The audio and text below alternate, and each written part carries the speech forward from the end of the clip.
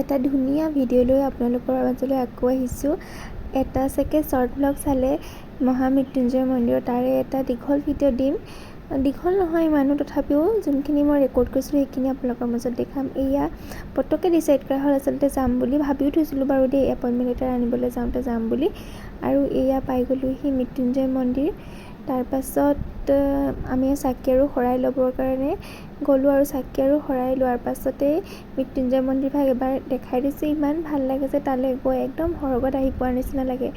এয়া মায়ে শৰাই আৰু চাকিৰ বস্তু ল'লে। তাৰপাছতে আমি চাকি দিয়া জেগালৈ গ'লোঁ। চাকি দিয়া জেগাখন আগতকৈ অলপমান সলনি কৰিলে। আগতে আমি বেলেগ এজেগাত দিছিলোঁ, এতিয়াও বেলেগ জেগা এটা কৰিলে। আৰু তাত চাকি দি আহি আমি আকৌ তাত মানে মন্দিৰৰ ভিতৰলৈ সোমাই তাত পূজাৰীয়ে এইদৰে দি দিলে আৰু ফুটো দিলে। চন্দন ফুটটো দি দিয়াৰ পাছত যে ইমান কপালখন ঠাণ্ডা নিচিনা লাগি যায় ন। তাৰপাছত আকৌ তললৈ গৈ পেলাই প্ৰসাদ আনিলোঁগৈ।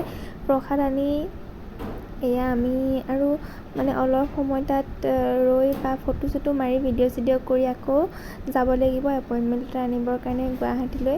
ইমান ভাল লাগে গৈ কিনি, ইমান ভাল লাগে পৰিৱেশটো, সঁচাকৈয়ে ক'ব লাগিব দেই। আৰু এয়া বিভুৱেও নামঘৰকৈ আছিলে, সি আছিলে নামঘৰলৈহে গৈছে। তাৰপিছত মই ক'লোঁ যে এয়া নহয় মন্দিৰ বুলি। তাৰপাছত সিও সেৱা কৰিলে আৰু ফটো মাৰিলোঁ বহুত, আৰু ভাল লাগিলে গৈ কিনি।